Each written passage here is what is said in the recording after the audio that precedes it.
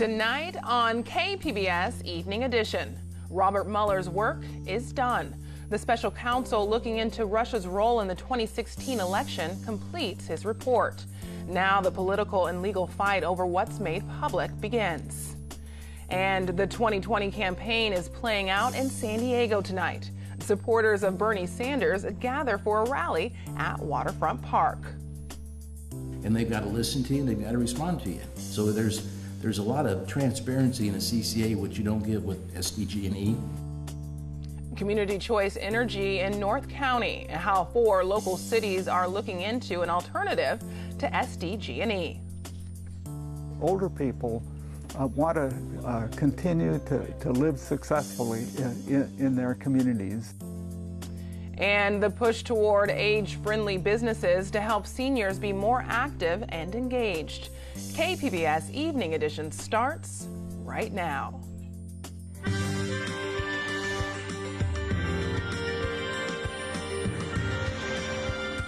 Good evening. Thanks for joining us. It's Friday, March 22nd. I'm Ebone Monet. After nearly 2 years, special counsel Robert Mueller has completed the investigation into President Donald Trump's connection to Russia during the 2016 election. Mueller delivered his report to Attorney General William Barr this afternoon. The Attorney General will then deliver a summary of the report to Congress. It's unclear how much of the report will be made public, if at all. Mueller has been looking into whether President Trump or members of his campaign worked with Russia to gain an advantage in the 2016 election. President Trump denies any collusion.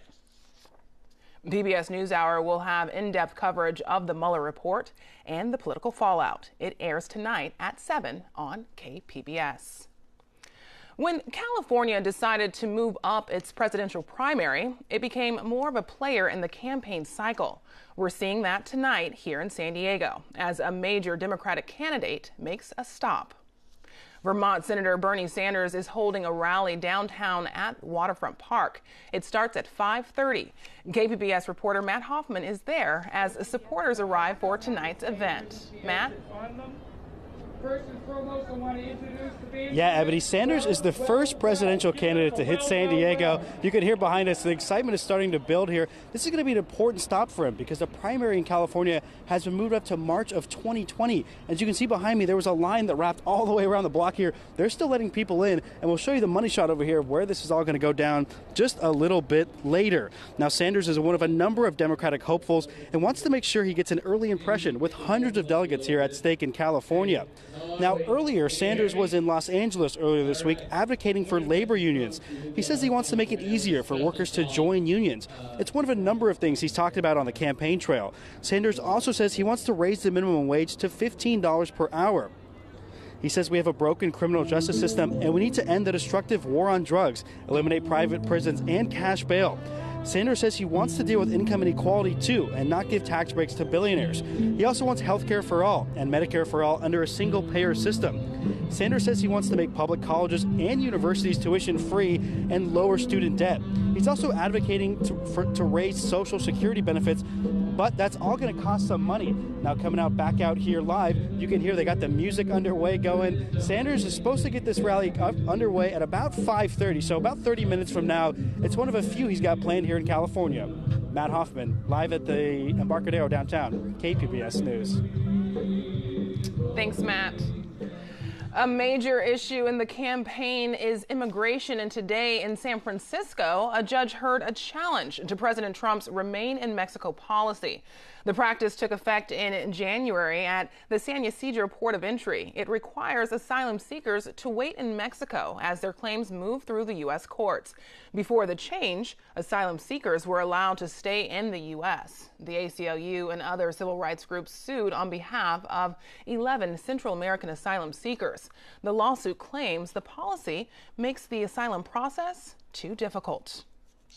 Asylum seekers are being forced to wait in Mexico, where conditions for them are unstable and unsafe, including conditions that rise to the level of persecution and severe harm, simply to pursue their cases for asylum in U.S. immigration courts.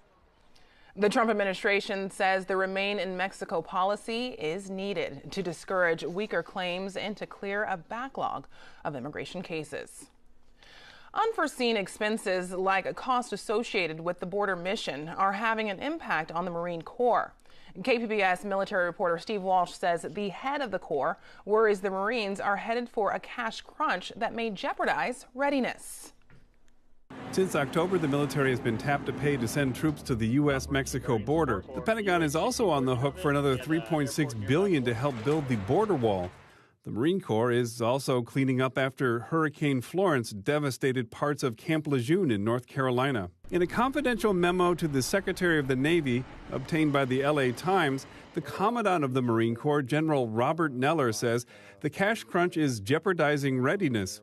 He has canceled a number of training exercises, including one at 29 Palms. In the memo, Neller stopped short of criticizing the president's border policies. Roughly 4,000 troops remain along the border, down from 5,800 in October. Part of the mission, to lay 140 miles of concertina wire, is set to wrap up at the end of the month. Steve Walsh, KPBS News.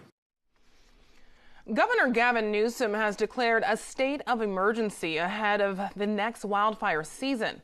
The governor says it's needed to allow firefighters to clear dead trees and do other work in fire-prone areas. The declaration allows the state to waive some environmental rules to get the work done faster. The Sierra Club criticized the move today, saying the projects could destabilize soil and create a risk for landslides. San Diego recently adopted community choice energy as an alternative to SDG&E. Now, 4 cities in North County are looking into the idea. KPBS reporter Matt Hoffman was there as residents presented results of a feasibility study. People were excited and somewhat cautious listening to how their electricity could soon be purchased locally. This is not a small enterprise fund. This one here probably generates $100 or $200 million a year. That's a big business. Under a community choice energy program, ratepayers would have the option to choose how much renewable energy is purchased, potentially more than SDG&E uses now. The feasibility study was done by EES Consulting for the cities of Encinitas, Carlsbad, Del Mar, and Oceanside. It says if the 4 North County cities created a community choice energy program, ratepayers could save at least 2% on electricity, which adds up to $9 million a year. EES Consulting President Gary Saliba says the cities could create a Joint Powers Authority, or JPA, which would give residents transparency. If you got a complaint, they have the JPA board meets probably once a month, and you come in there just like a city council meeting like this. You say, they have a public session when everybody gets up and says their piece. You come in there and say, I don't like the way you're doing this. I want something different. Here's what I want you to do. And they've got to listen to you, and they've got to respond to you. So there's a lot of transparency in a CCA, which you don't get with SDG&E. People at the meeting had lots of questions, ranging from will this save money to what's the risk involved and will the program actually work? Ultimately, each of the city's councils will need to vote to create a community choice energy program. The earliest it could start would be 2021. Matt Hoffman, KPBS News. In San Diego, supporters of community choice say it will help the city reach its goal of 100% renewable energy by 2035. Smartphones in schools have the attention of lawmakers in Sacramento. A bill that would require school districts to create more restrictive policies will be heard next month. Exceptions would be allowed for emergencies and for educational purposes. San Diego Unified Schools already have similar policy in place. San Diego Assemblymember Todd Gloria wants teachers to be better equipped to help LGBT students. Gloria has authored a bill that would require teachers be trained on how to have sensitive conversations and to identify signs of bullying. The training would apply to 7th through 12th grade teachers. The end result, hopefully, is a climate and an atmosphere on campus that's good for every student, but is particularly good for these young people who are struggling with the coming out process, where we want them to have a lifetime of success, not poor educational outcomes that result into a lifetime of challenges. Lawmakers tried to pass a similar bill under Governor Jerry Brown, but it was vetoed. Governor Brown said school districts should have more flexibility in determining which resources they use in their schools. Businesses are seeing a trend towards inclusion when it comes to older shoppers. As Tina Martin of WGBH News reports, it's part of a global effort to build a network of age-friendly cities. This one looks pretty hard.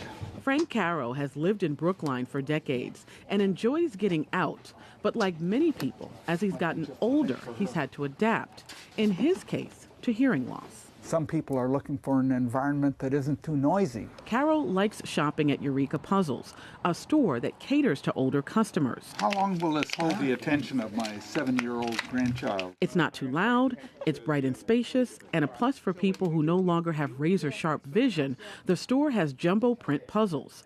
These are small things that can make a big difference. Older people want to continue to live successfully in their communities. It's important for them to get out and to be engaged.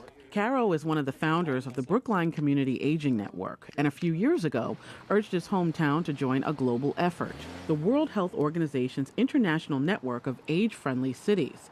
Now they've taken it a step further and are giving businesses that meet the guidelines this seal of approval, an age-friendly business designation. It's the kind of thing that's going to spark your imagination. Right? Eureka owner David Lashinsky says for him, it's meant an increase in senior customers. We have large format playing cards. We'll even bring in like Braille dice when needed. We also tried to make the store itself more accessible. Some of those modifications include pushing back these shelves to make more aisle room for wheelchairs or walkers. And sometimes it can be as simple as adding a few chairs or making products easier to reach for seniors. They might have trouble standing, that they need to be sitting down, that they can get to products easily without having to climb up ladders. So far, there are about 50 age-friendly businesses in Brookline that have a place on this map, making it easier, Frank Caro says, for seniors to stay involved in the community. They need to have some kind of reason to come out. They need places to go. Places to go that cater to clients of all ages. Tina Martin, WGBH News. San Diego, La Mesa, and Chula Vista are part of the World Health Organization's network of age-friendly cities. Records show one doctor is responsible for 1/3 of vaccination exemptions in San Diego schools. Tijuana residents stealing razor wire from the southern border fence for home protection. And living beachside on the cheap with $1 million view, a look at van life. Join us for the KPBS Roundtable tonight at 8:30. Have you ever questioned the authenticity of a picture or a video circulating online? Well, there's a San Diego-based company that says its technology can do just that. And now this startup is teaming up with another San Diego-based company, tech giant Qualcomm. Here to talk about that, plus so much more for the Friday Business Report is Miro Kopik. Welcome. What can you tell us about that matchup? Hey, Ebony. It's a great matchup. It's an interesting case. This company called TruePic, their technology, software technology, recognizes if a video or a image has been manipulated through artificial intelligence, and also they could certify that a picture is pristine. Very important. This is a startup. They were founded in 2015. They've raised $10 million, including an $8 million VC round this summer.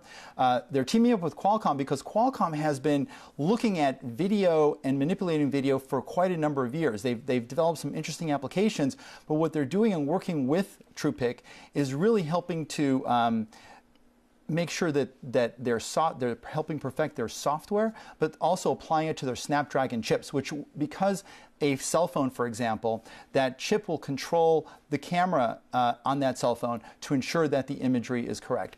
And this company is quite interesting because they've been working with some really fascinating types of customers.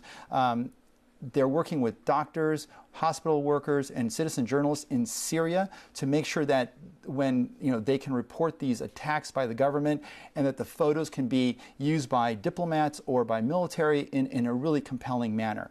But not only do they have this opportunity to be altruistic, this can really be a big business. Awesome. And moving on to some news for San Diego, which is not so good. A recent Bankrate study says that San Diego is among one of the worst cities for first-time home buyers. Miro, what could this mean for the local economy when it comes to attracting and retaining talent? It's a challenge. We've talked about this in the past. This study is interesting, but the one silver lining in the study is that of all the major California cities, San Diego rates the best. San Francisco, San Jose, Los Angeles all rate worse. And in fact, surprisingly, Sacramento and San Bernardino rate worse. They rated them on 4 factors.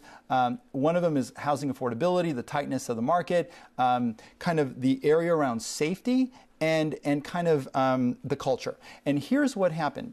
In affordability, the challenge with 25 to 44-year-olds is that the average home price is about $560,000. You need $130,000 to $150,000 income. That demographic, that 25 to 44-year-old demographic, the median income is $73,000. San Diego is also very unaffordable. Only a third of people own homes in San Diego, compared to like a city like Minneapolis, where 60% of its citizens own a home. This demographic has a much higher unemployment rate. San Diego has a 3.8% unemployment rate, but the 25 to 44-year-old demographic has a 6.2% unemployment rate. Way worse than competitive cities like Boston, Phoenix, or Seattle. So expanding to national news, this week the Federal Reserve left its key interest rate unchanged and projects that it won't change for the rest of the year. What does that tell us? You know, it tells us that the Fed is kind of being cautious. They did a couple things. This was a unanimous vote of all 11 Fed chairs throughout the country, and it sends a signal to the market that there won't be changes. From a consumer standpoint, that's a big relief, because those Fed funds rates affect mortgages, home equity lines of credit, credit card rates, auto loan rates. So knowing that these rates won't change too much are very important for consumers, for the market. The Fed based this decision on a number of factors. Even though we had a robust growth rate last year of 2.9% as an economy, the tax reform bill has been kind of a dud. They had great results in the second and third quarter, where growth started approaching 4% or exceeded 4%. It ended the year a little bit of a fizz, and then the government shutdown in the first couple of months of the year kind of took the wind out of the economy's sails. So the Fed really revised their forecast from 2.3% growth to 2.1% growth.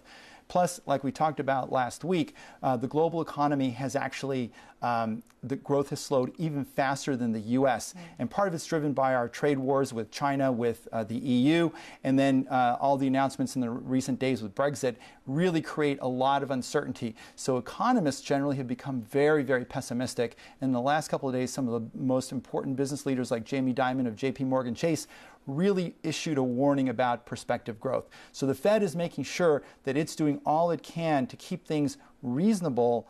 Miro Kopik, thanks for joining us. Thanks, Ebony. I'm Judy Woodruff. Tonight on the NewsHour, Special Counsel Robert Mueller delivers his long-awaited final report to the Department of Justice. Coming up at 7 after Evening Edition on KPBS. It's going to be a sunny weekend here in San Diego. Regina Miller has details in tonight's forecast. Well, taking a look here across Southern California, seasonable temperatures, pretty nice weather. All the action is farther to the north, Sacramento on up towards San Francisco, dealing with the rain today with that system. But you can take a look down towards LA, San Diego, not much of anything going on here. Our satellite and radar just about clear. So for tonight, 55 degrees. We've got a partly cloudy sky. As we take a look at some other overnight lows, Borrego Springs drops to 53. Mount Laguna is in the 30s. You're at 38 degrees for tonight, and Oceanside is at 47 with just a few patchy clouds around. Now, taking a look at our Saturday, we're going to see that system continuing to move in, maybe a shower to the north of LA, but we're still going to be dry here, and our temperature for Oceanside gets to 63 degrees. Into Ramona, 62. Borrego Springs tops out at 78 degrees with some sunshine. So on the coast, on Saturday, we've at 63 degrees, partly sunny. Mostly sunny on Sunday, 65. We'll start to warm it up a little bit. Monday, we get to 68 degrees and a mostly sunny day. We'll stay in the 60s for Tuesday and Wednesday. Inland areas will start to warm things up. By Sunday, we get to 70 degrees, mostly sunny and really nice for Monday at 74. And we'll keep it in the 70s until some cooler air comes in on Wednesday, 69 degrees. In the desert areas, we'll see things warming up to 80 degrees on Sunday with sunshine, 83 on Monday, 84 by Tuesday before we get a cool down during the middle of the week. And in the mountain areas, cool with sunshine on Sunday, a mostly sunny day on Monday, 57, and we'll top out at 58 on Tuesday. I'm Regina Miller, KPBS News. Jordan Peele's Us serves up a very different kind of horror than his debut feature, Get Out. But KPBS cinema junkie Beth Accomando says it's scary good in its own way.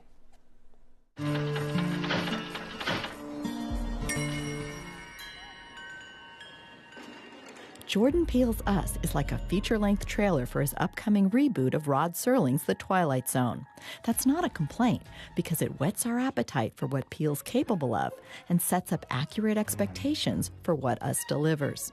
Peele's latest film proves he's a kindred spirit to Serling in his ability to mix horror, dread, satire, and social commentary to brilliant effect. The film Us involves a vacationing family facing doppelgangers and a home invasion. There's a family in our driveway. It's probably the neighbors. The idea for this movie came from a deep-seated fear in doppelgangers. I think what really made it come together for me, brought this idea together for me, was this idea that we are our own worst enemy, which is something I feel like we know intrinsically, but it is a truth that we tend to bury. We tend to blame the outsider and blame the other, when in this movie, the monster has our faces. Lupita Nyong'o rivets us to the screen in her dual roles of victim and creepy nemesis. I feel like it means like she's getting closer. Peele makes the film drip with dread, thanks to the brilliant work of the cinematographer from It Follows. Plus, Peele layers the film with genre references. What's fun is it plays with predictable horror tropes in such a way that I could spell out all the plot twists, and that wouldn't even begin to scratch the surface of what the film's about. That's what makes it so delectable. As soon as you come out, you want to see it again.